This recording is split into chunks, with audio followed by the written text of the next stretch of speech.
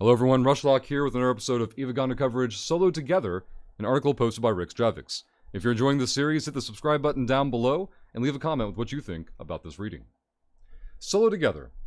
Rixx starts off, May 6th is Eve's 20th anniversary, Capsuleer Day, and it also happens to be Stay Frosty's 10th anniversary.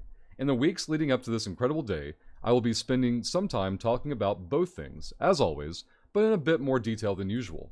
If Stay Frosty could be said to have an overriding theme, it would probably be the concept of Solo Together, which I've been using pretty much since day one. For most of our history, the concept was pretty simple. Stay Frosty was always a collection of mostly solo combat pilots who sometimes flew together. The focus was always on solo-first combat, with small gang and fleet ops being the rare exception. This is what we became well known for over the years. Times change, however, and nothing has changed things as much as Uprising. Low-sec space, especially in those areas under factional warfare, has never been as busy as they are now. But along with increased activity has come increased cooperation and coordination among those who we fight with on a daily basis. Systems have more ships in them now, and more enemy targets are working together to achieve their own goals. This has increasingly put pressure on us pirates to, once again, adapt or die. After Uprising was launched, I recommended several changes within our corp to try and push those adaptations forward. I recommended daily organized gangs and regularly weekly operations to start getting our players together more often, sharing intel, sharing targets, and being available to help each other take down targets beyond what a solo player could be expected to do alone. The first 9 years of Stay Frosty focused on the solo part of our theme, but in order to grow and survive our next 10 years, we're going to need to focus on the together part. This change hasn't been easy. Some pilots have left to seek adventure elsewhere, and our overall numbers have dropped slightly year over year. This was not unexpected. In addition, our activity numbers have seen a slight decline. I freely admit that one stumped me for the last couple of months. But upon further investigation, I finally figured it out. Our alliance continues to grow, and many of our pilots have moved into roles with other corporations within our same alliance, including a brand new wormhole group. In addition, real life has claimed more than a few of our older and often more active members to marriage, new jobs, and other reasons. As Stay Frosty approaches our 10th year, our player base has only gotten older, and that comes along with more responsibilities out here in the real world. Stay Frosty is slowly and surely transforming into a small gang corporation that has also encourages solo combat when possible. We used to do the opposite. Hell, back in 2013, weeks would go by without anyone in our group talking to each other on comms. Lots of things have changed since 2013. And things will continue to change. Adapt or die has always been the mantra of all PvP in EVE, especially with -10 pirates. And it will continue to be true for the next decade. So, we are looking for new blood. If you have been looking for a small gang combat experts to fly with inside of EVE Online, consider joining Stay Frosty.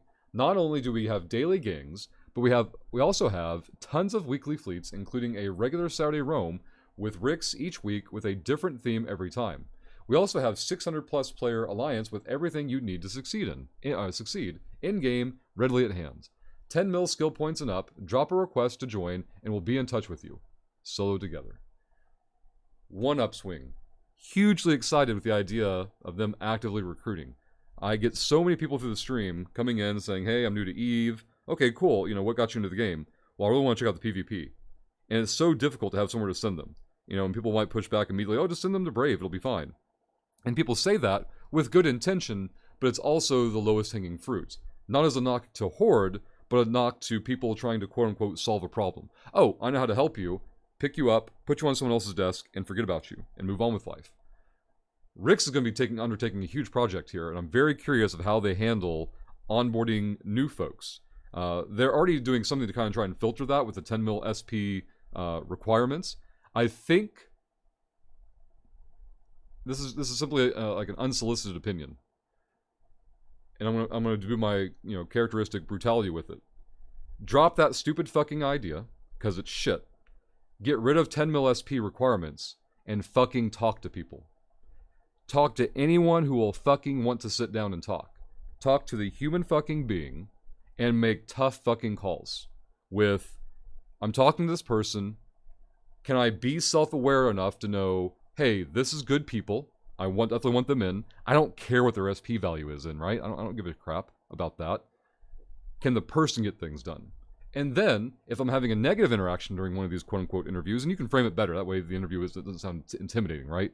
Hey, pop on comms, let's have a chat. It's something you're not used to, right? The whole, we'd go weeks without talking to each other in comms. Change that. Get on comms. Talk to people as people. Get to know each other. You don't need to like worry about their personal life. I mean in terms of, if you don't already have people on board that can talk to other people and get a feel for them, an understanding of them on some basic level, you don't have the right people handling your recruitments. Schedule calls, talk to people like people, don't give a damn about their stupid SP total, because that number doesn't matter anymore. Someone can go 10 mil SP, someone could be clicking through the game as a day one player, and it's like, well, this group sounds pretty cool. They got a 10 mil SP requirement. Okay, I'll go buy some injectors since that's what they want me to do. It won't matter if that wasn't what you were intending to do, it's what they're going to do to bypass from my perspective, a stupid benchmark, right? Take any call that someone wants to have, get them on there, and don't put the people in charge of running those calls as anyone who has the free time. Make sure you have qualified people who have the right skill sets to execute those calls in a way to assess a person, not a stat sheet. You know, that's something we see a huge problem in other MMOs. Predominantly WoW is usually the example being used as, hey, we're looking to recruit, we're stupid and don't know how to parse people, so we're going to use these dumbass parse programs that really don't sell us anything good, other than that you've already cleared the content and don't need any actual help. So in this scenario, don't offer help with one hand while slapping them down with the other. I will send you a steady stream of nerds that I won't filter or screen unless you ask me to, in which case I can go from there. I can say, hey, you know, for now, tell them Rush sent you. And that should get you at least a call, a sit-down talk with somebody. And if you want me to actually filter people, well, then we're getting into my time, right? And then we got to figure something out. So I think this is a huge opportunity, and I'm looking very, very forward to seeing what Rixx and their group do about this. Like, I already want to park a character over there, and I know myself. I know my biggest barrier is time. So if somebody in Stay Frosty is available and willing to do Pirates introductory sessions during the week during my normal stream time, which is what, an hour before downtime and about 3 or 4 hours after downtime, somewhere Monday through Friday, kick them my way, and I'll do some streams focusing on introducing people to the pirate life. But that could be cool. I could ramble on this for a while, but we won't, so we'll see you in the next video.